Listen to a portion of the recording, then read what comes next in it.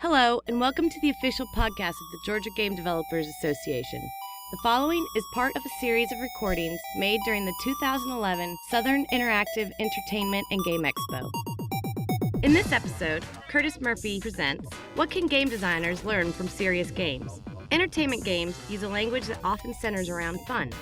Learning games, on the other hand, use a language that centers around learning outcomes.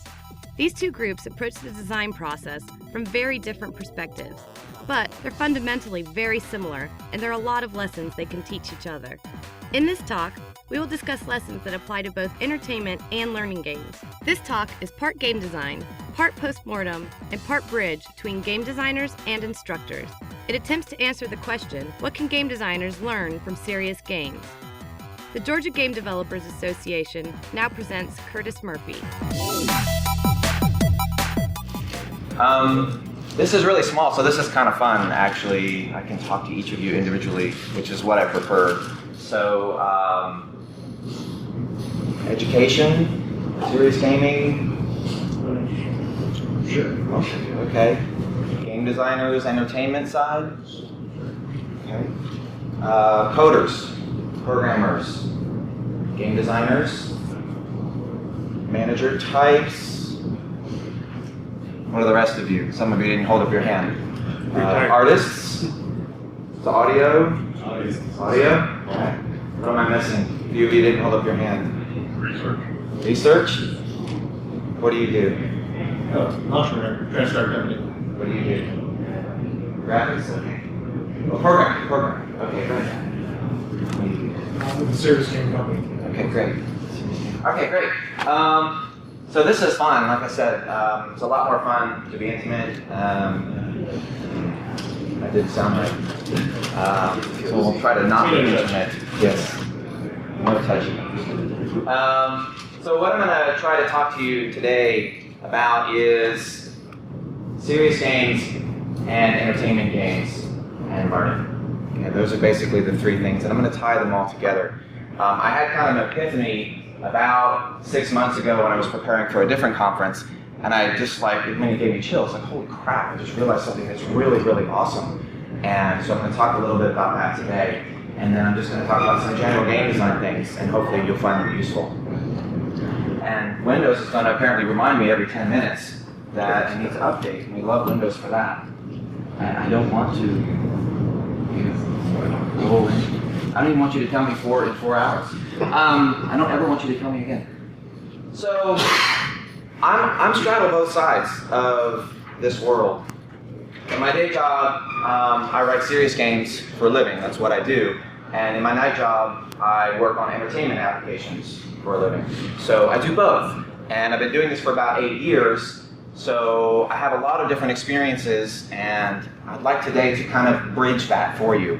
And I think there's some really interesting things we can learn from that. So this is what I'm going to talk about today. I'm going to spend a lot of time talking about game design in general, things that I think are just really, really interesting about why games work. And I'm going to talk about the science of learning because I think that's where this crosses over. I'll tie them together, and then I'll wrap up. We should have extra time.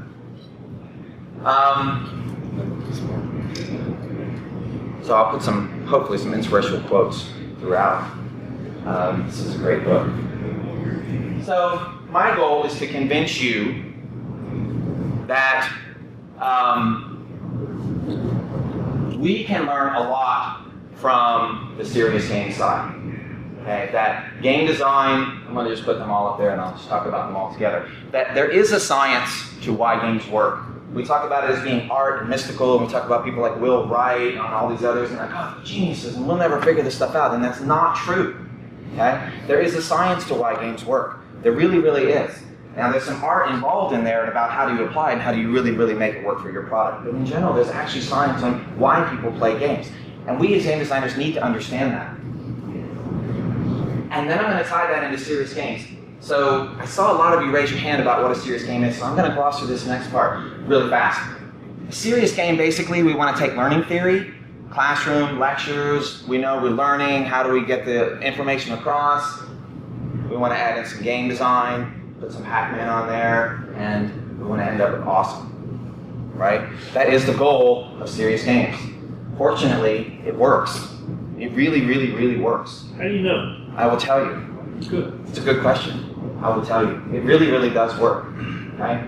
Now, the risk here is we go through all this process and we took an academic side on something that was really supposed to be fun, and we mess them both up. We end up with something that's worse.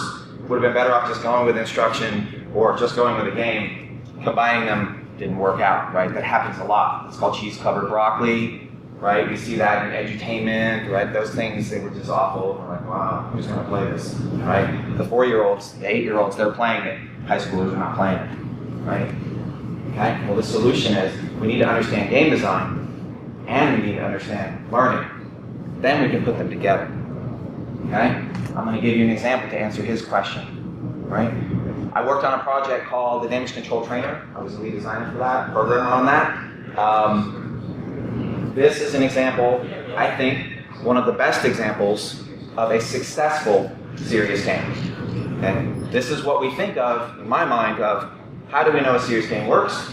This is how we know that serious games can work. It is now currently deployed for the Navy. Every enlisted recruit in the United States Navy plays this game. 40,000 recruits a year. It's part of their basic training, and it's scheduled at about the 5th week and then the 7th week in their training. The goal is they have this $80 million simulator, and after 8 weeks of training, the recruits are not ready to be on board this thing. It's very expensive. It's huge. It's a Disney ride on steroids plus. I mean, it's really, really large. You can hold 450 recruits for 14 hours at the same time.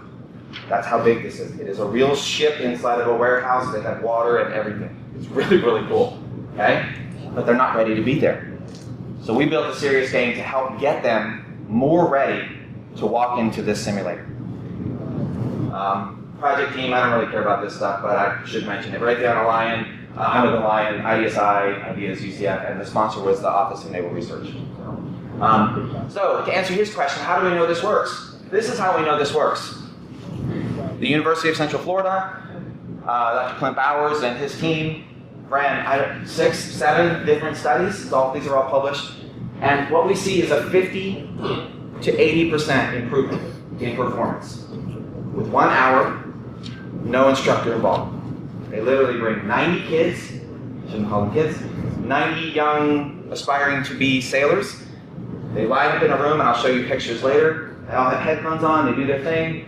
They play the game for an hour, then they go about their business. 3 or 4 days later, or weeks later, then they go into Battle Stations 21. Okay? And we see a 50 to 80% improvement in an hour of time. Now these are already recruits that have been training for 8 weeks.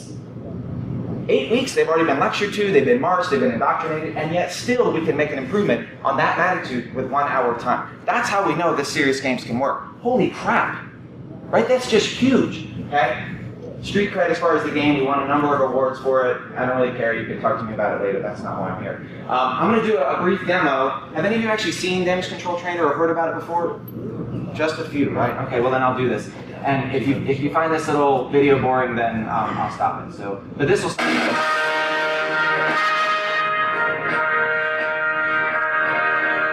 The Vessel Damage Control Trainer is used at the U.S. Navy's Recruit Training Command to supplement classroom instruction and better prepare recruits to respond to shipboard damage control situations.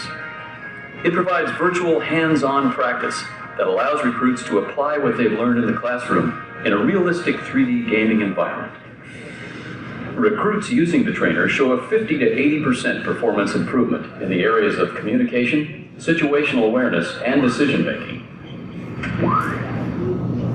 This award-winning training game was funded by the Office of Naval Research and developed by a team led by Raytheon BBN Technologies.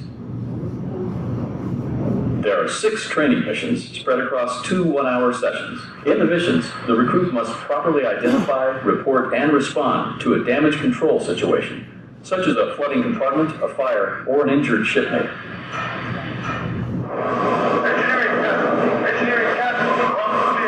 Cinematic cutscenes are used throughout to engage the player and provide a narrative structure. Each mission begins with a briefing that reinforces the current storyline and summarizes the player's mission objectives. The player navigates through an Arleigh Burke-class destroyer and interacts with the world using typical video game controls. Proper communication is one of the critical learning objectives. Here, the player must choose the correct form of response to Damage Control Central. The trainer scaffolds the learning throughout. For example, recruits can access relevant reference material and use a mini-map to orient themselves. Suggestions appear automatically whenever players are stuck and become more specific if they continue to struggle. Demerits call attention to mistakes, in this case describing the flood inaccurately. Leaving a quick-acting watertight door open produces another demerit. Actions in the game reinforce correct procedures. For example, here you see that a player can successfully patch a leak only by attaching a Jubilee patch near, but not on the leak, and then sliding it into position and securing it with a wrench.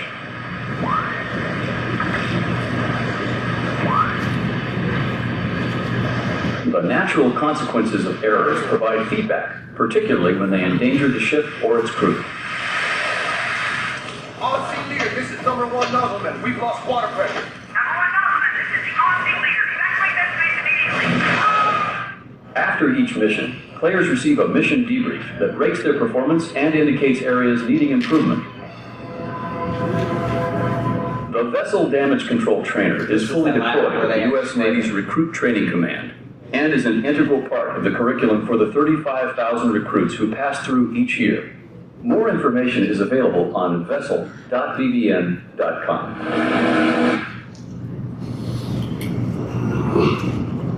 Great, you're still full screen. So that's how we know this works, and that's the example that I'm using, that I've been working on. It's the best example I know of as far as serious games and actually training and what we can accomplish with it. It's well studied, it's well published. So with that as the backdrop now, I'd really like to spend a lot of time talking about actual game design, which is what I care about. It's my passion, it's what I research all the time. Why do we play games at all? What makes games good? Why do we care? Okay? This is what I want to talk about. And this little quote is one of my favorite inspirational things that I try to remind myself whenever I'm stuck, right? I don't want to do 2 jobs, right? This is what I remember, okay? To be really, really, really good at what you do it even on the days you don't want to. So there are, turn it back 1 second. There are 2 things that I'm going to talk about today, and I will point them out very, very clearly that I absolutely want you to remember. You can forget everything else, and we'll point them out, but there are really, really 2 things that I really want you to remember, okay? I'm going to talk about 7 game techniques that we use, and they're going to seem pretty obvious at first. Okay? Oh yeah, simplicity, these are the simple things. They're going to seem really, really obvious until we talk about them. And then we're going to realize, oh, it's actually not as intuitive and clear as I thought it was. Choice is like, well, of course, choice seems important until you realize, whoa, there's a whole bunch of issues with choice. Okay? And it's all based on science, based on psychology and why we do what we do. Okay? Flow is the first thing I'm going to talk about. And if you have not heard of flow, this is the first of the 2 things. Under no circumstances should you design games without understanding what flow is. Okay? Flow is why we play games. It is the addiction. This is exactly why people play games, and you should understand this. Okay? A gentleman by the name of Mihai Csikszentmihalyi studied this for like 25 years. He looked at athletes and all kinds of stuff and professions, and over time, pretty much everything you can imagine from all kinds of people all over the planet. And he realized there is this state that we get in as humans of optimal performance, when we are working at our best, when everything else slips away. We are doing something, we're completely focused, time gets distorted. It's like being in a Zen state almost. People say something to you and you're like, you don't even hear them. Why aren't you listening to me? Were you talking to me? Right? Well, we get that playing games. You know it. Everyone in this room, I'm sure, has played games.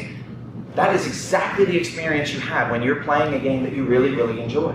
You are in a state of flow. Okay? This is the state in which nothing else matters. But flow matters to us as game designers. It really, really does. It is absolutely the essence of why we play games. And there's a few specific things for serious game designers. Flow is intrinsically motivating, right? And that has a very direct impact on learning outcomes.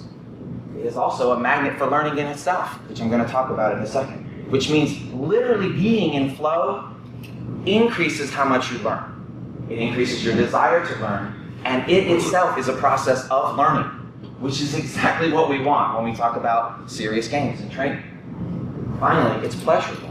It's something that we enjoy doing, and we will become addicted to that feeling, and we'll go back to it time and time again.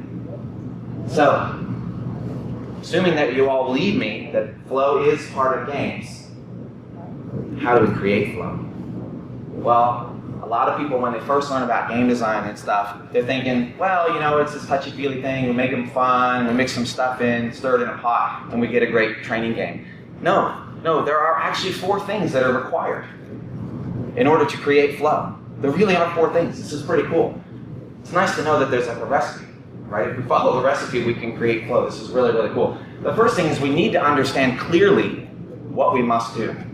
We have to have clear tasks. Right? That seems totally obvious and intuitive, and yet we see games all the time where I don't really know what I'm supposed to be doing. What's next? I am not really sure. You get frustrated with this game. The second thing is that we need feedback. We need clear, immediate feedback about how we are progressing.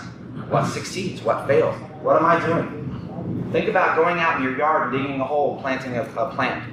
The feedback is, okay, I used a shovel, some dirt went. I used some shovel, some dirt went. I used some shovel, now I have a hole, right? Every step of the way, the physical world gives us feedback about what we're doing. Games need to do the same thing. The third, and this is the hard one. This is the really, really hard one that you'll spend 90% of your time trying to do. We have to have an attainable but balanced goal. What this means is that the goal has to be something that I feel like I can accomplish, but it can't be so easy that I'm bored. Think about doing a math exercise at home for homework. Well, the first one's kind of interesting. The second one, pretty soon you're doing like 40 of these math problems because they want you to do rote memorization. You have way lost flow. It's gone way past the point where it was interesting and challenging and way into the realm of just completely boring. Okay? That's a problem with serious games too. The fourth one is concentration and focus. And when I first started learning about this, I thought, well, yeah, we just need to let them focus on the game and play the game. This is really a factor of the world, and we can't really affect that in serious games. And then I realized over time, actually, that's completely wrong. Because we, as game designers, we distract our players all the time. We do things in our game that we think, oh, this will be great, I'll do this and I'll do this, and then we break their flow on purpose, like we don't care. Okay? This is what this looks like visually. This is what flow looks like. This is called the flow channel. Okay? Over on the left, as it goes up, this is how hard it is. Over on the right, this is how much time it takes or how much skill it requires to accomplish it. And as players, or as humans, our skill goes up, it increases. The more we do something, anything in life, our skill increases. So you have this diagonal sort of channel. Because over time, you may have started here, but over time, you got better. The game has to go with you. Some games implement dynamic difficulty adjustments. There's all kinds of ways to do that. Typically, we see levels, tutorial level on the first mission and the second mission, and they get harder and harder and harder. Pretty soon, they're fully at the peak of what they're supposed to be capable of doing. And then it's just more story, more weapons, and more things. But they're already basically fully engaged on this process. Okay? That's called the flow channel. And in reality, it looks a little bit more like this sort of oscillation, where sometimes it's too hard, almost, but then it comes back down. We fight that boss battle and can't beat him, and then we beat him, right? That's still in flow. But if we don't beat him, and we get stuck, and we can't beat him, then we quit, right? Then we've broken our flow. So this makes a cycle, and this cycle is actually an increase of learning. It's literally drawing out for you how the student is learning. Okay? So that's the first technique. So please learn about flow in your games. That's one of the 2 things I want you to take away from this talk. Second thing, the second game technique that I want to talk about is something called feedback. Right? This is really, really intuitive. It sounds really, really obvious. And actually, most games do a pretty good job of providing feedback. I would guess that any game that you play, that you like, is done this well. So look at any game that you like, and they're probably giving you lots and lots of feedback on what you're doing. And it may not be obvious to you at first until you look about it and think about, oh, I guess I was getting some feedback here, I just didn't really think about it that way. Okay? Minecraft. Well, it doesn't give you points, it doesn't give you any sort of counter, but look what you're doing. You're destroying the world, then you're building things up, and then you're picking things up, and then you're building new things, and all of that is feedback about how you're interacting with the world. Okay? There are two types of feedback that we see in games. The first is this sort of immediate thing that's going on. Task completion, I did something. I killed the guy right in front of me, I shot him, he's dead. That's the obvious kind of feedback that we always, typically think about in games. As instructional designers, that's not the obvious feedback that they typically think about. It's actually not. They think about the end level debriefs, your overall score, right? But as game designers, we typically think about this immediate type of feedback. Natural consequences. Well, I'm playing Sims and I interacted and I got a faction plus between my, trying to make them have babies. And now we're feeling uncomfortable in my talk.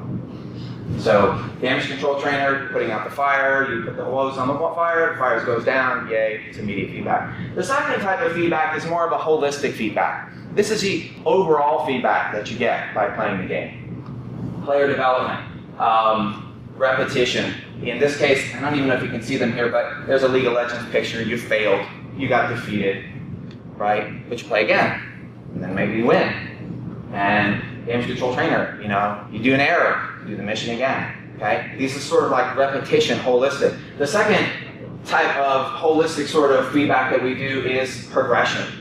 We get access to a new dungeon. EverQuest takes you to a new area and you fly over there and it's really cool and you're like, yay, get something really fun and different. World of Warcraft, same kind of things, right? There's a whole new sort of progression. That's feedback that the game is giving you that you've done something really, really cool.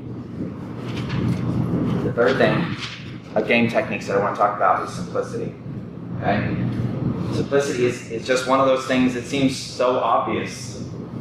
Of course we want it to be simple. It's not a simulation. It's not word processing. It's not an Excel spreadsheet. It should be simple, right? Games are simple. We all know that, and yet we still don't do it, okay? So I'm going to talk a little bit about simplicity, and that leads directly into choice. In games, we simplify the world. This is what we do, okay? We simplify the world to goals and rules. And then the player plays in this model space that we've created for them, right? It's this space where only certain things are possible. Here's your goals, here's your rules, go, okay? So we need to think about our games that way as being simple. We also offer something called transcendence. This is something as instructional designers and game designers of serious games that we sometimes forget. And that is that in a game, the players will be more powerful than they are in the real world. That is just a fact accepted, okay? That is, without that, games do not work because the whole point is you're trying to simplify the world to a model. You don't need them to go through 55 steps. In the damage control trainer, technically, they would not be doing all the roles that they are. They wouldn't be the on-scene nozzleman, and they wouldn't be going and fix the leak, and they probably wouldn't be by themselves doing that. And they probably would have to go and get this kind of approval, and this kind of approval, and this kind of approval, and there's all kinds of other things that would be going on, but then we wouldn't be able to teach what we actually want to teach, because we'd spend all of our time, they'd get lost in this, red tape and all that kind of stuff, and then we would fail as game designers. So we have to remember that the player has to transcend real life. And the third thing about simplicity, this is just general game design wisdom. Keep taking stuff out. You think you put in this really cool feature and it took an engineer 2 months to do it, throw it away. Just keep taking stuff out until you have the least possible that you can have in your game, and it still works. We always put too much stuff in our products. That's just what we do. Because we came up with some cool idea in the middle of the night, and then somebody implemented it, and now we have commitment and consistency kind of thing, and we're attached to this, and we don't want to throw it away because Bob worked on that really hard. Throw it away anyway. Okay? Talk about interfaces for a second. Good interfaces are simple, plain, and simple, right? Plain and simple. Look at Tiny Wings. Have any of you played Tiny Wings? Only a few. Oh, bummer. It's such a great game. I love that game. It's so clever. It just captures the elegance of simplicity. Jetpack Joe, did you play Jetpack Joe? Anyone? Any of you play iPad devices? Yeah, he's good. There you go. Okay, these are great games. They're really good examples when you're trying to be inspired as a designer. How simple can a game be? One touch, that's it. You touch the screen, you let go. Touch the screen, you let go. That's the whole interface. There's nothing else to it, right? And yet still you can get in a total state of flow. Really challenging. So in this game, the interface highlights the goals. Oh, I want to pick those things up. It's very clear to me that I need to pick that up. It's glowing and it's sparkling, and when I pick it up, it makes a little noise. This is really, really cool. And it provides very clear feedback about what's going on. But at the same time, it feels invisible. I'm not looking at the interface. I'm paying attention very specifically to what I'm doing. Right? This is a really good design. And along the way, what happens is it's actually promoting flow. Not only is it not taking away from flow, but it's actively promoting the flow. Right? It's going to keep you balanced in this channel, and it's not going to distract you from what you're doing. So that's something we always want to remember. And the thing about simplicity is, directly leads into choice. Okay? Choice is a big, fat, complicated mess, and I'm going to explain why. Right? Games are choice. That's pretty obvious, right? You pick up a controller, I'm going left, I'm going to push A, I'm going to jump, I'm going to go this way. It's all about choice. The whole concept of playing a game is that you're engaged because you're in control, and you have choices on what you can do at any moment, even turn-based. Doesn't matter what the structure of the game is, even Facebook games. Doesn't matter. Chess. The whole point is you have player choice on what you can do, right? Not exactly. Okay? There's some big issues here on choice. The first is something called the paradox of choice. Okay? Barry Schwartz, like Csikszentmihalyi, studies this stuff extensively. I don't know what inspires a psychologist to spend 20 years of their life studying the same thing. I don't know what inspires somebody to do that, but I'm glad that they do. Because from that, we can learn how to make better games, right? And what he concludes is that some choice is good. We need choice in our life. Games have to have choice. But too much choice is not just a little bad, not just a little distracting, it's really, really bad. And it goes from great to really bad really quickly. Okay? This is what happens in something called the paradox of choice. And you've all done it. You've gone in the grocery store, and you just want to go in and pick out, oh, you know, I feel like some iced tea. But you don't buy iced tea very often. And you go to the iced tea section, you're like, oh, who knew? Who knew that there were like 900 varieties of iced tea? I just want the kind of iced tea that I had when I was a kid. I don't even know what it was called, right? I don't want to pick between all of these things. And this is a quote from him. As the number grows, it actually debilitates us. It prevents us from making decisions. Okay? There are three very, very specific problems with the paradox of choice. The first is kind of obvious. It increases difficulty. Right? Remember, we're talking about staying in flow. And difficulty is balancing that is the hardest thing you're going to do as far as flow. Right? You're going to provide feedback. You're going to have goals. You're going to try not to distract. You're going to spend 90% of your time trying to balance difficulty, which means anything that we can do not to mess that up is going to be great. And this is one of them. Okay? When we get faced with all of these options, our brain just starts to shut down. Like, I don't even want iced tea anymore. Forget it. I'm not interested. I just wasn't that thirsty. I'll get some Coke or something. Right? That's what happens. Okay? We'll postpone that decision as long as we possibly can. I'll come back tomorrow. I don't need iced tea until my mom comes over or whatever. Right? I'll go figure that out tomorrow. Okay? The second thing, and this is not intuitive, too many choices, and we actually make worse decisions. Okay, this has been studied. If I give you 4 choices, let's go 3. I give you 3 choices, okay? You pick among them, pick the one that's perfect for you, right? Meets your needs. You can do that really, really well. If I give you the same 3 choices plus 15 more, right? You will actually pick a worse choice. This is completely counterintuitive. You figure, but now I have more options. This is going to be great. These 3 were probably okay, but now I got 18 options. I'm bound to pick a better one. No, you're going to pick a worse choice for you. For you. Not on the world scheme, but actually for you. Okay? And the reason is, we're not very good at comparing 18 things. And you've all been there. You've all been in a situation where it started out kind of simple. If you've ever bought a house, this is exactly what happens when you buy a house. You buy a new car, it's exactly what happens. You start out with, I just want something simple. I'll go look at this Great. You start out feeling kind of good, and then you're like, oh wait, I didn't look at that option. Oh, what about that option? Oh, what about that option? And every time a new option comes up, you have more criteria. And pretty soon, if you're doing a house buying experience, you're like got this spreadsheet kind of thing in your head. Oh, that's got to be location plus cost plus, oh, 2 stories, 1 story, I don't know. Wait, this neighborhood's good, that neighborhood's good. Pretty soon, you have so many variables, it's impossible for us as humans to do it. You have to write it all out in a spreadsheet, and even still, you can't do it, right? You cannot do it. And what happens is we simplify all the criteria down so that it's easy for us to make a decision. Red. I want to look at the red cars and trucks. That's my 2 criteria. Red cars and trucks. And you're going to pick a worse decision because of that. Okay? This is proven. The third is it adds something called regret. We've all been there. Buyer's remorse. You buy the item. Why did you have buyer's remorse? You have buyer's remorse because of the paradox of choice. You feel like, but there was all these other options and they were so great. I don't know. How can one option possibly compare to 15 or 50? How can the one house that you buy or the one car that you buy possibly compare to all of them? It cannot, right? And so you'll feel bad because you missed out on all these opportunities. Okay? What's the obvious result? This breaks flow. Completely breaks flow, and I will tell you the perfect game example right now on the market that is absolutely struggling with this, and that's Rift. Right? I don't know if you ever MMOers. Anyone ever heard of Rift? Okay, a lot of you. Rift came out, it's supposed to be the next big game. You know what? I'm getting emails every week that they will sell me Rift for $5. They're just begging me to come and play. Please, it's free this week. Just anything, please come.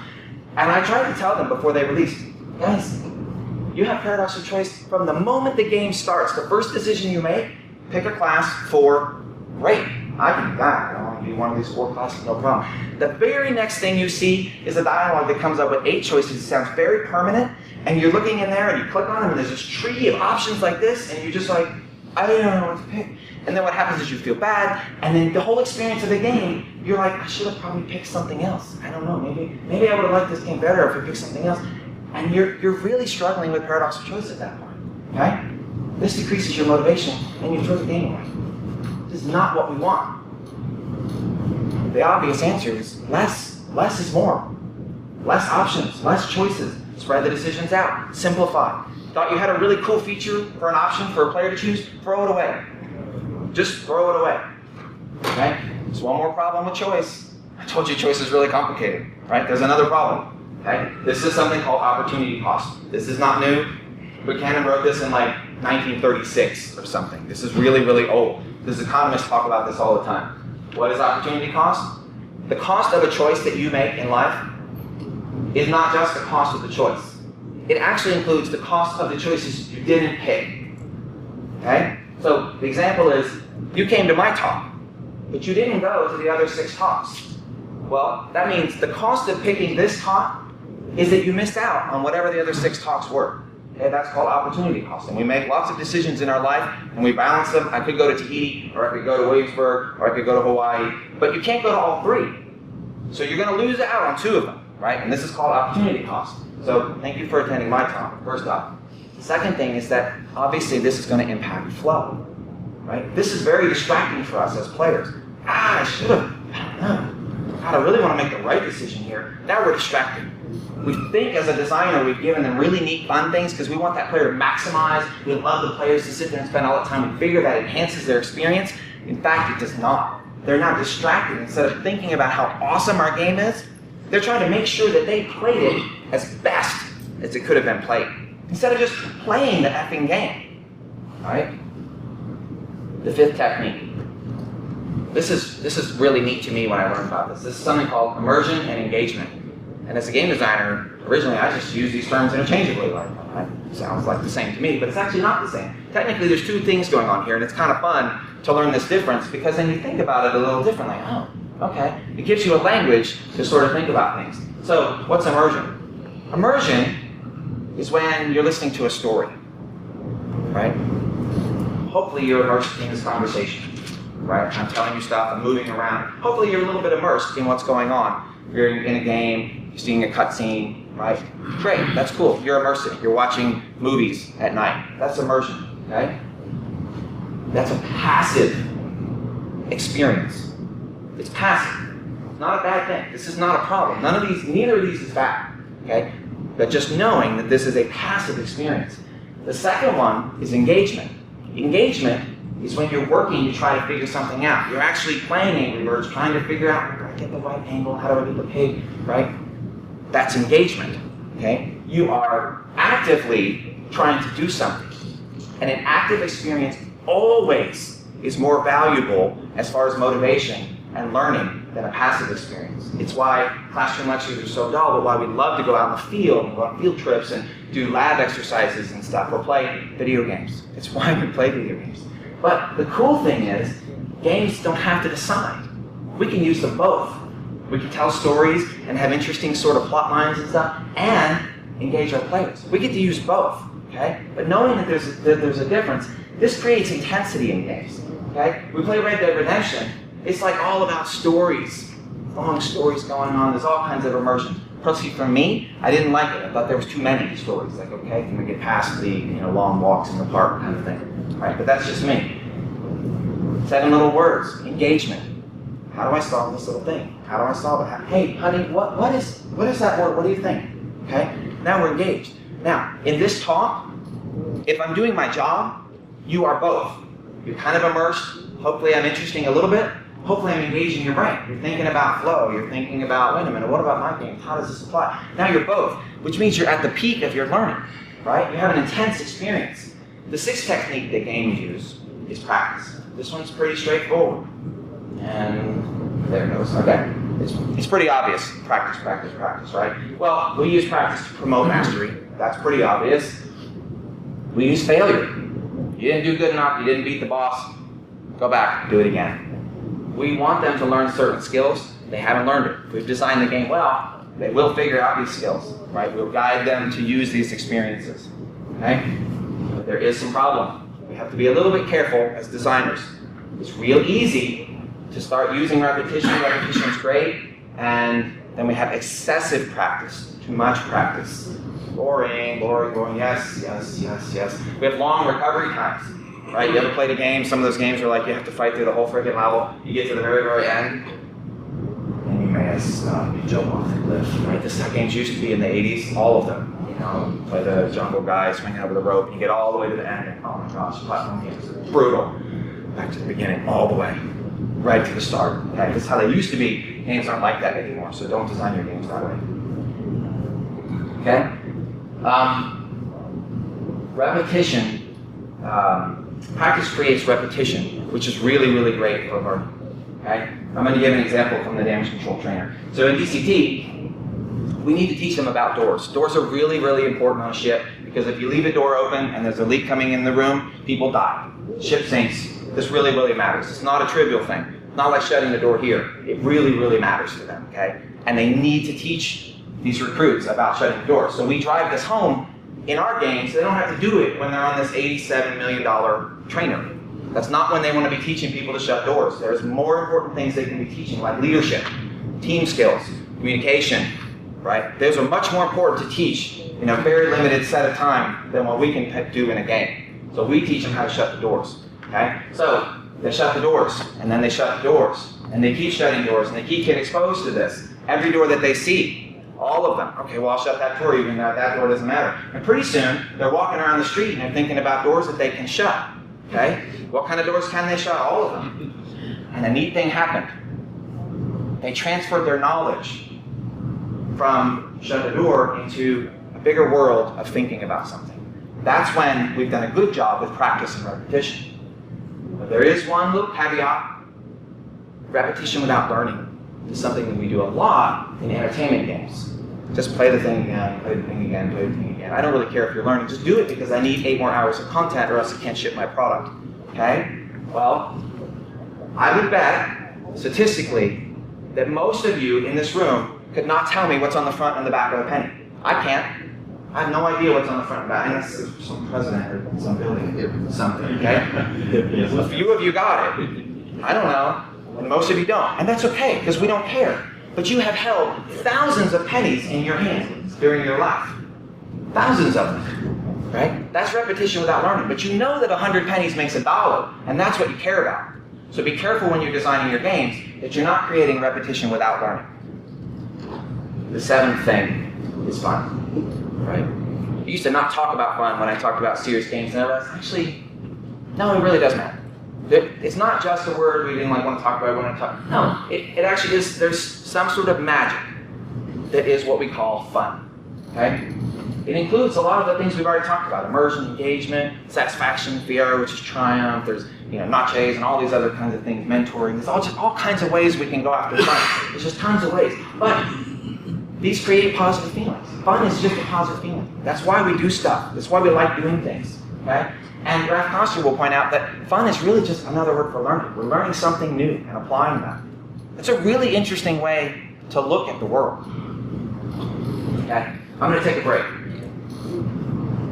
I'm going to talk for a second about something completely different and unrelated to video games. Okay? And this is modeled after, I've seen a lot of Will Wright's talks, and he always does this Russian spaceman. I don't know if any of you guys have seen him talk, but I just love it. So, I read this book called Mindset by Carol Dweck, and this is the second thing I want you to take away from this talk. Flow and mindset.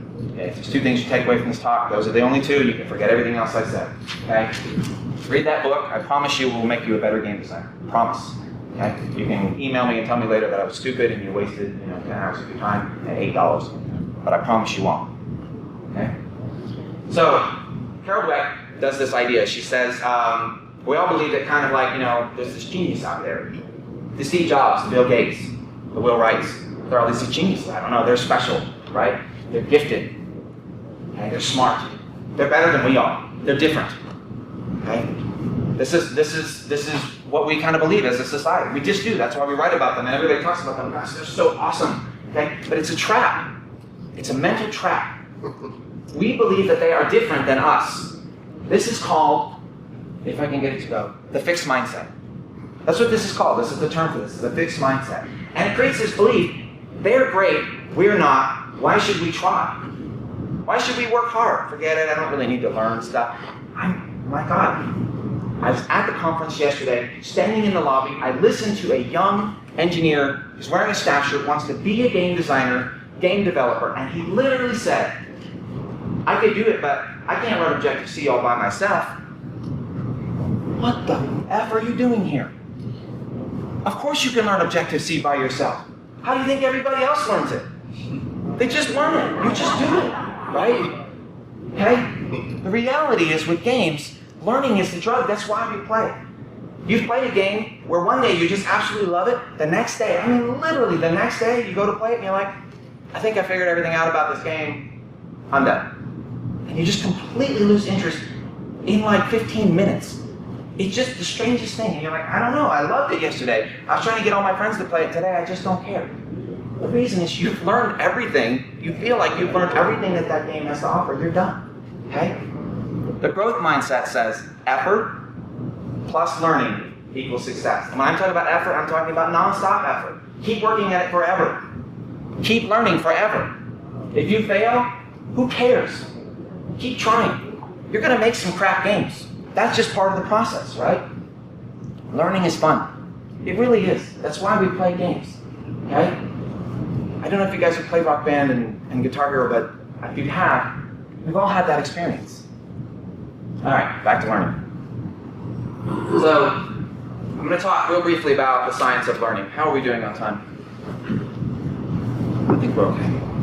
I'm going to go through this pretty quickly, but I need to cover just a little, okay? As instructional designers, as educators, they talk about this stuff called the laws of learning.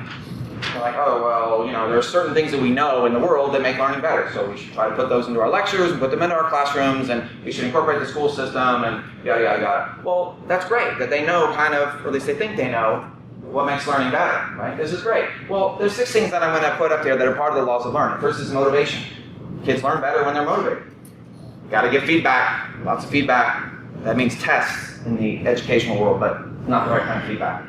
Practice, got to practice. Practice is good, right? Positive feelings.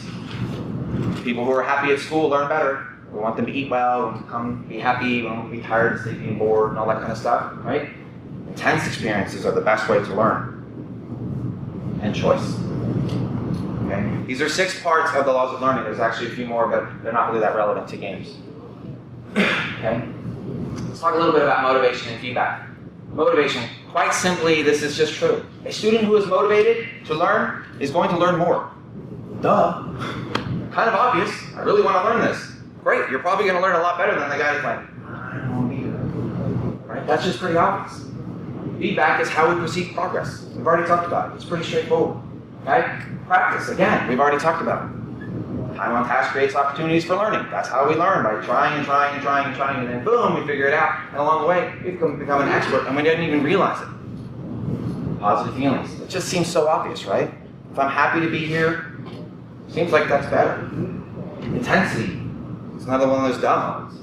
Hopefully, I'm a reasonably engaging speaker because we know that intensity, me moving around and being animated and goofy and that kind of stuff, makes a more intense experience for you, which means you're more likely to learn. Right? That's just the way it is.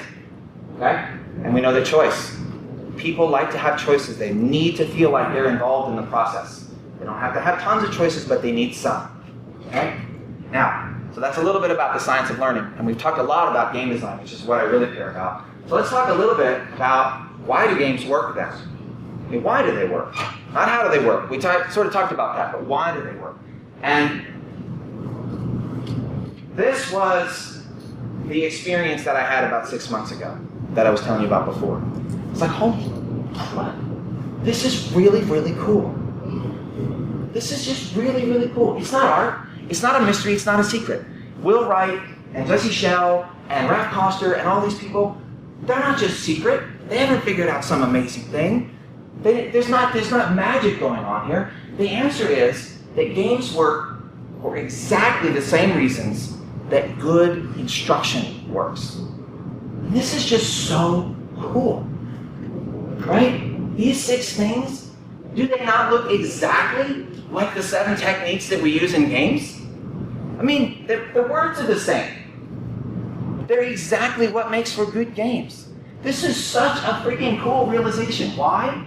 Because these things have an impact on both game design and learning design. And as an instructional designer and a serious game designer and an entertainment designer, there's always been this kind of like world. Well, you guys don't understand. We have to do it this way and all this stuff and the 12 things and right, the learning models and yada yada. But in actuality, there's no barrier there. They're really talking about the exact same thing. They're just using different words. They're just using different nomenclature to talk about it. And as a serious game designer, this is so awesome. Because now I don't have to worry about, well, I want to put fun in my game, but that doesn't have it. Yes, it does. It affects motivation. Oh, motivation. Oh, we know about motivation. Now you have a language and you're actually talking about the same thing. It's so cool. Okay? A few more lessons and then we're done. As a game designer, you should understand motivation.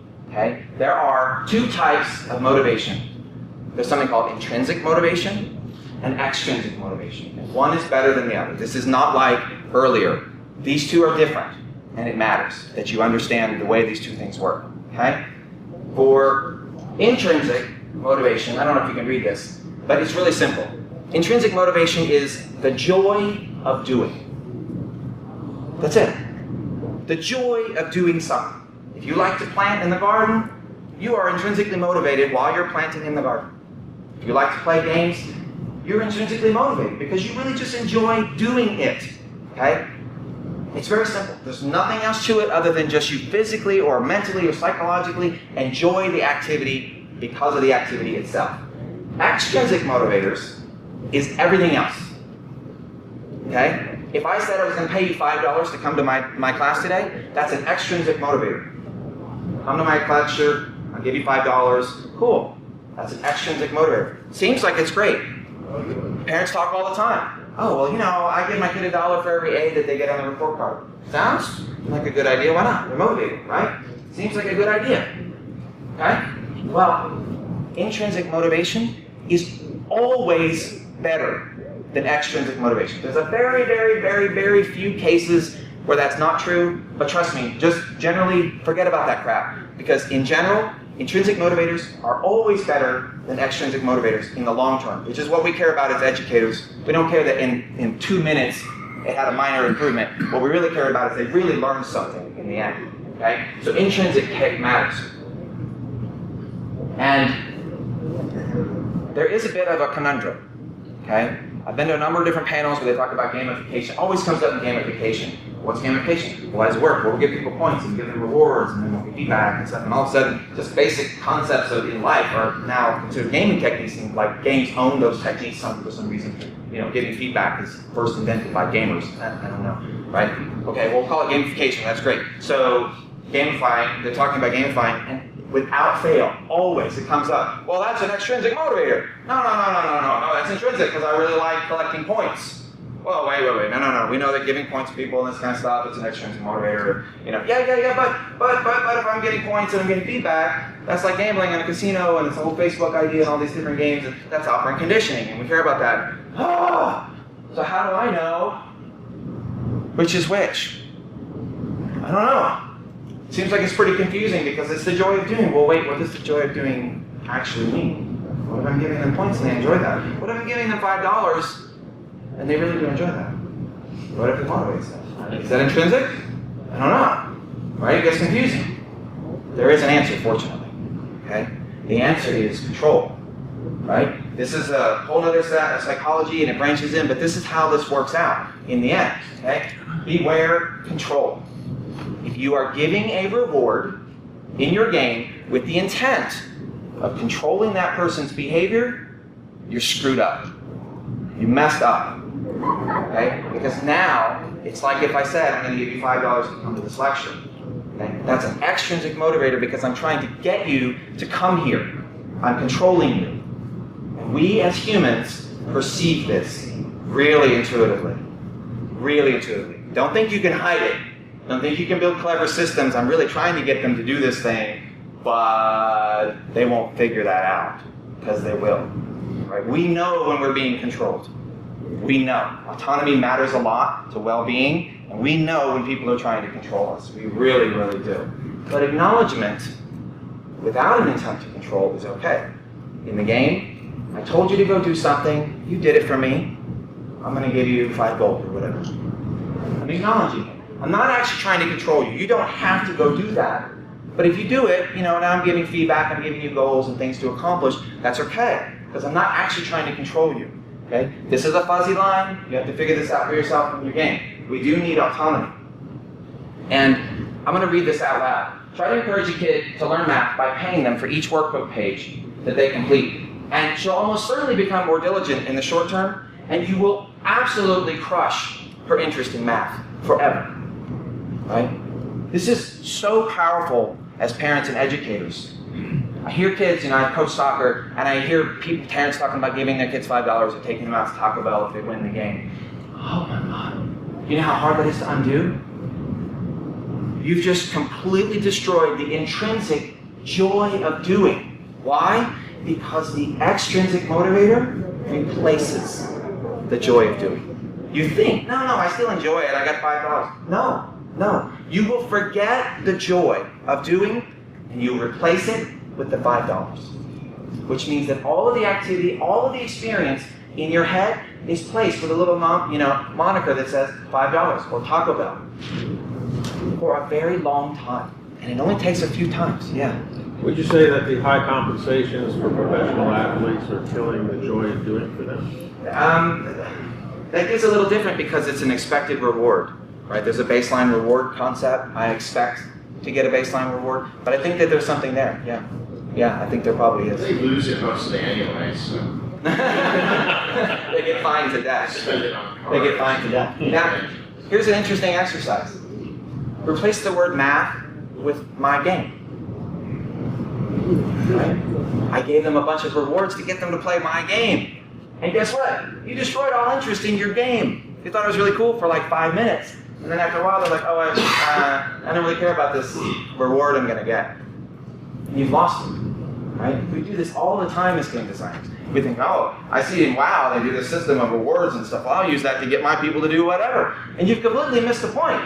Right? You have to build a system of extrinsic motivators to get them to like your product. Okay. So just for fun, I want to say that headphones are the devil. 40,000 recruits. They're plowing through these things. There's 90 workstations in the lab. They all file in, they line up, and then they got to get up and they got to march. They forget they had their headphones on. And it seems so silly, but it is the #1 problem that they have. Literally to the point where at one point they asked us, just get rid of the audio.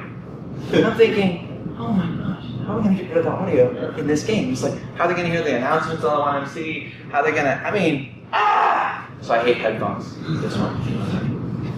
The second thing that's just for fun, cutscenes do not matter. They don't, right? Dr. Clint Bowers and Jan Cannon Bowers out of UCF, they studied this really extensively to the point where they did not believe their own results.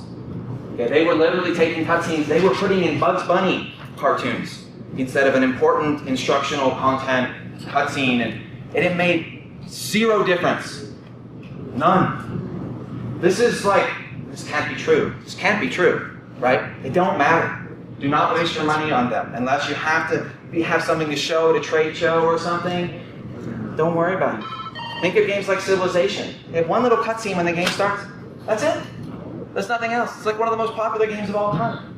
It's like no cutscenes in the whole game, right? You don't need Red Dead Redemption where it's like 85 hours of cutscene stories. Okay, we're done. Yeah, you should read. There's a great talk by Jonathan Blow for programmers. If you're a programmer, it's a really good talk. So let's review. These are the 7 game techniques we talked about. Just put them all up there. Flow. Please do some research on flow. It will really, really help you as a game designer. But feedback, simplicity, choice, immersion, engagement, practice fun. We talked about why games work, right? This is a really, really awesome concept to me. Just absolutely fascinating when I figured this out. Wow, this is really exciting stuff.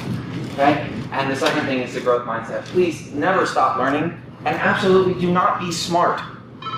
Don't be smart. Because when you're smart, you feel like you have to live up to that, and then you will refuse to try, to fail. If you're smart and other people think you're smart and they call you smart, you won't want to fail in front of them. You won't, because I'll lose that label of smart. So forget about being smart. Don't be smart. Work harder and learn more. And that will lead to success. And that's it.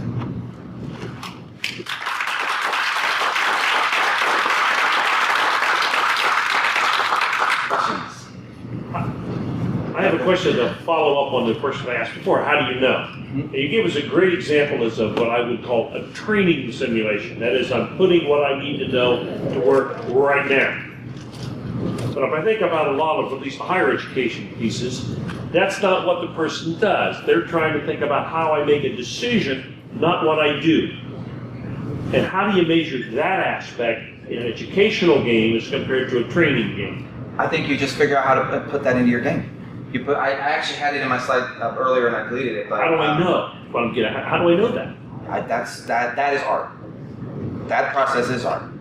But it's very doable. We know that games work because they work for the same reasons that instruction works. No, we don't. We don't necessarily know that at all. Sure. It depends on the nature of the game and the style of the game. I mean, there's enormous... You can build crappy games. That's not what I'm talking about. In terms of the nature of the game from an education standpoint. No, I don't agree. I do not agree. Hello. I think you can teach everything. I'm not saying you can replace trainers. That's right. That's not my point. My point is you can teach any specific thing in any specific game. I'm pretty confident that you could do that. I don't know how I would do a specific thing, but I feel confident that I could if I had enough time. I asked for assessment. Mm-hmm. I want to prove what happened. See, now you have problems. Now you're in the assessment realm. Yes, but that's if the game designer... How do you assess that somebody learned a soft skill and a subtle fuzzy thing? That's different. That's different. Again, that's a game designer's job. If they're going to design a serious game for education, sure, they also need to design something that says it happened. So the issue there is that what a lot of people are trying to do is figure out how they can assess with the very tool that you're teaching with, which is by itself wrong. I missed what you said. That's a good point. A lot of people have this notion that the idea is that you assess with the very tool that you're teaching with. No. Wait, so finish. And that itself is wrong. Okay, I mean, you may be able to do some things because certain things are very simple and you can kind of combine the two. The issue for the game designer is understanding the method by which their outcomes will be measured. And the only thing they can gain by that, at a truism across everything they do, is just simply understanding that so it can inform them as designers. They can't necessarily, otherwise in some cases, you'll have this situation where you have to have that the game designer understands how they'll be measured, but it doesn't necessarily mean that they can turn around and build something better for it. It's just insightful for them. Right. So you have to determine how you're going to measure something before you actually determine how you're going to teach it. That's probably true. But I want to hold on a second. I do want to. It's not right. often not done. In Of terms course how not. Yeah. I think Ben has the right answer. I agree. Yes, but I do want to get some other questions. You had your hand up first. Yes. Well, I just want to say that, no offense to any education movement, it seems that assessment is a problem that is nowhere near solved as far as actually figuring out what we're teaching people, what they're actually learning. Right. And I also want to say, you talked a lot about, here's all the ways in which, learning, is already inherent in games and game design, and we can pull from learning game design for developing physical products. At what point do we start reversing it and say, not just, I want to build a physical game artifact for teaching people this one thing, but I want to apply some of the broad skills and motivation that we know what people actually do when they're learning. How do we change that for education? How do we take game designers and bring that context to changing education? Yeah, that is a topic that's well outside of this talk. I'm with you on that. I'm talking about that next week at Siege, but at Munson, but it's well outside the realm of this talk. Yes, sir. Go ahead. When you're comparing sort of the fundamentals of education and game design, where I was expecting to come up there was relevance. I didn't see it. The idea, so someone said at the previous session, you learn the quadratic equation, Right. You learn it, Right. not necessarily study it, but Right. you learn it when you need it. It's part of motivation. Relevance falls under motivation, and it directly affects whether somebody's interested in something. And the more relevant it is, if you have to learn how to kill a boar because you're stuck on the island and lost and you have no food, it's really, really relevant. All of a sudden, like, oh, I never thought this stuff mattered, but now it really matters how you set a snare trap and stuff. I really care now how I'm going to fight a boar with a stick. Right now, it's relevant. It's part of motivation. It all falls under motivation. Yes, I was just wondering, achievements in competition, what kind, are they extrinsic or intrinsic, or what would you say as a... I would say that most games misunderstand the purpose of achievements and they go after control, right? Most poorly designed games that use achievements put them in there as a way to like, oh, I'll make them do this level 10 times and then you get some bonus achievement for it, and people hate that. Like 1% of your audience cares, and 90% of your audience is, right? At the worst, they're just like, I don't want to do it. Or at the best, at the worst, they actually like get frustrated with your game. Like that's bad, right? The second one, achievements was competition. Competition is really, really tricky.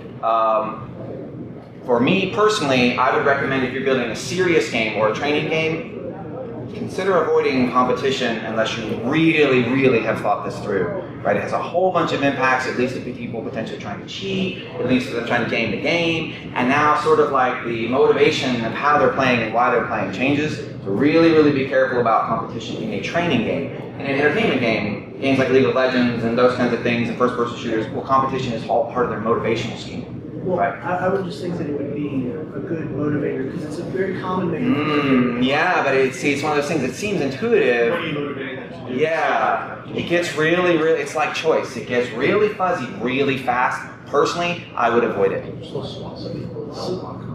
Yes, there's a whole, right, personality types. Who did the research on extrinsic and intrinsic motivation has also done a lot of research on how competition affects it and how things like very explicit competition versus sort of implied competition, and they all affect behavior very differently. So one of the biggest outcomes, and this is really important for serious games, is that the people who are doing well are motivated by competition. The people who are at the bottom of the pool, a lot of them give up and walk away. Right, that's flow. Can have happen. Right, they're not in flow, so you have to be really careful. Yeah. There is other ways you can, comparative competition, like you see in social games, is much more useful because then it's, oh, there's something cool I could get, but it's not, I'm not that. It's just, it's motivation. There's another type of competition, which is, for instance, in a game like Angry Birds, you have the 1 to 2 stars, 3 stars. That actually is a competition against a normal expected level of behavior, right? So that is an element of competition, and that actually can be very motivating. If it's not forced on them. I guess I'd like to add, thinking about competition, there are things that you want to teach and things that you want to train that involve competition. It's true. So zero-sum games, Yep. there's dilemma, an economics game, a marketing game, you have finite marketing, finite number of resources. People, part of the game is competition. When you're trying to teach, it's confusing. We built a couple of games that I would still be careful with it though. because if you're teaching marketing, you can't necessarily market it back. You want to be able to allow creativity. Yeah, but you can build your game without competing with other people. Marketers by default are competitive people, so it's So probably I guess I'm works. suggesting that for a marketing game, you would want. Yeah, There are There may be. I would just say be careful. Be careful is all I'm throwing There's a out. real key of fairness in those competitive games you have to be extremely careful about. Most of those games are unfair. That is, the person who wins the first round has an unfair advantage after that. And then you do get to give it up. Say, Yeah, screw forget this, it. I can't win. I guess the question is, are you trying to teach people some things about real life? Because these are Harvard Business School students. If what you're trying to teach is competition, Are not necessarily- right, that's an interesting thing. If you're actually trying to teach people to be competitive, that's a really, fun and interesting problem to me to build into a game. But I would be careful otherwise, yes, sir. I'm just really curious. There's a whole host of games, and I kind of just sort of sandbox games. They're not so much teaching anything. It's really just there for practice. Sure. For instance, there's like some flex simulators. Just fly. Just go and fly. And just do whatever you want. Set your own goals. Like, are games like that effective teaching tools in some way, or at least in some subset? Absolutely, but it depends on what you're trying to teach. So Minecraft is, a worldwide phenomenon. I don't have how many of you played Minecraft? Not as many as I thought. Okay. Well, if you haven't ever heard of it, you probably will at some point. So I'm going to introduce it now. So Minecraft is a game. It's the only game I ever remember playing where you have literally no goals. There are absolutely no goals. There is no point to play Minecraft, and yet you will be extremely addicted. Here's why. You sit down to play it, you're kind of lost. It's a terrible interface. And you're kind of doing this stuff, and you're like, I don't really know what I'm doing. My friend told me to play this. Curtis told me to play it. Look at it. It's $15, whatever. Blah, blah, blah, blah. And then it gets dark. It gets dark. And you're like, it's going to get dark. Okay, well, I don't know. I'm going to keep on. And then you die. And you as a player discover a goal. Stay alive. Like, I don't know. I'll build a box. I'll build a box around me. I'm surviving. I'm going to live the night. I solved it. And then from there, your mind just, I built a box. Well, I'm stuck. Maybe I should dig down. I'll dig. Next thing you know, it's been like 5 hours. You've been playing this game. You're like, what am I doing? I don't know, but I've got ore. Right? You're on the internet, like trying to look up stuff. How do I make picks? I don't even know how to make picks. I've been punching blocks for like 25 minutes. Right? And this is the experience of Minecraft. Now the question is, does that teach? I don't know. Right? But that's why it's addicting. Because you are in flow, you are defining your own goals. The 4 requirements of flow are still in place, but you define your own goals. So Minecraft teaches very interesting. The issue is, the difference from a serious games perspective is that we often have this predominant interest in serious games of teaching things that are specific, identifiable skills. Okay?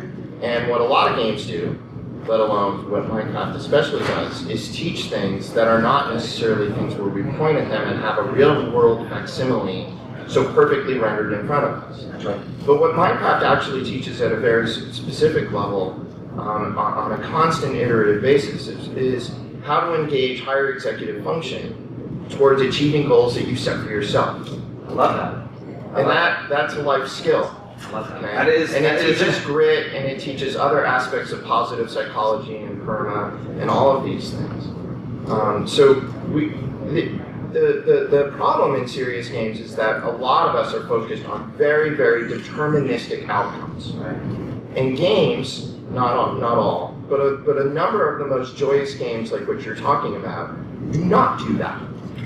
And we haven't really built a theory that pulls those pieces together very, very well.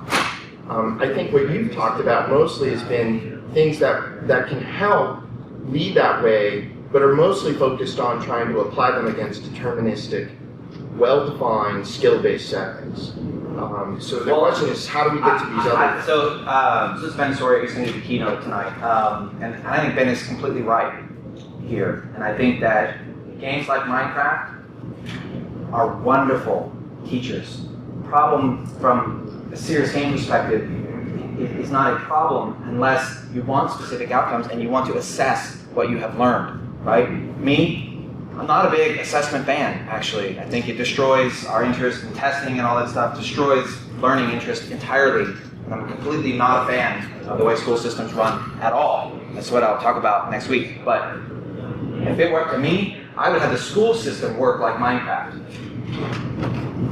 Go out, let's not talk about plants. Let's just go freaking build a garden.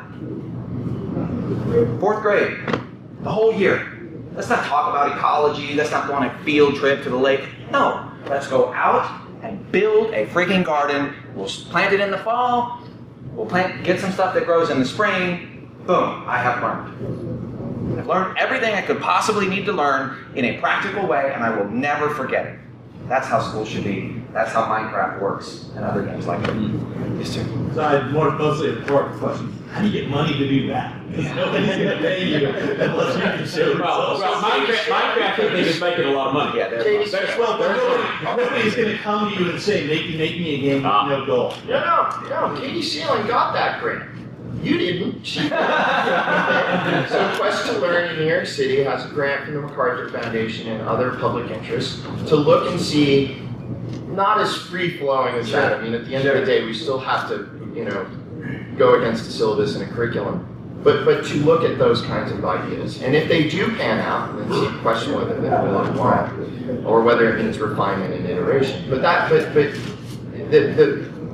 grant is out there and has been given. So we'll see what happens. Yeah, but there is limited funding in the serious game world. It just is. I mean, it's There's limited funding in cancer too. Yeah, he's got a good one. Yes. I actually had another question about what about level systems like you constantly put them in role-playing games where you have as you continually do these things you gain more levels. And it seems like it's an almost intrinsic thing because I found myself, because I love to play those kinds of games, wanting that next level, wanting that next ability.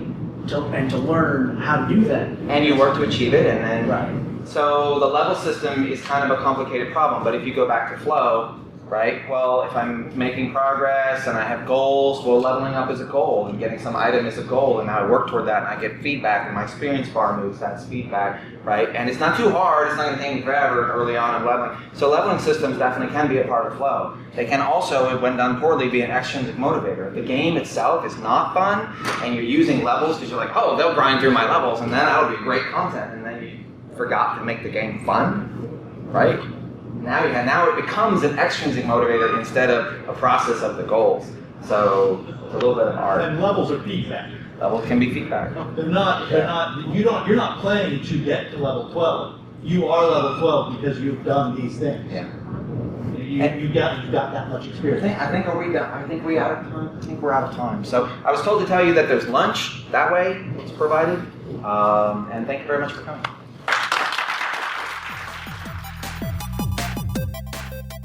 We hope you found this recorded session informative. If you're an established or aspiring game developer in the state of Georgia, we invite you to become a member of the GGDA in order to participate in our monthly networking and educational programs and to experience Siege firsthand. Information on becoming a member and attending chapter meetings can be found at ggda.org. Information on Siege can be found at siegecon.net. Thank you for listening, and we hope you'll come back for the next episode of the Georgia Game Developers Association's official podcast. Music for this program was provided by Professor Shy Guy. For the GGDA, I'm Cecilia Holman.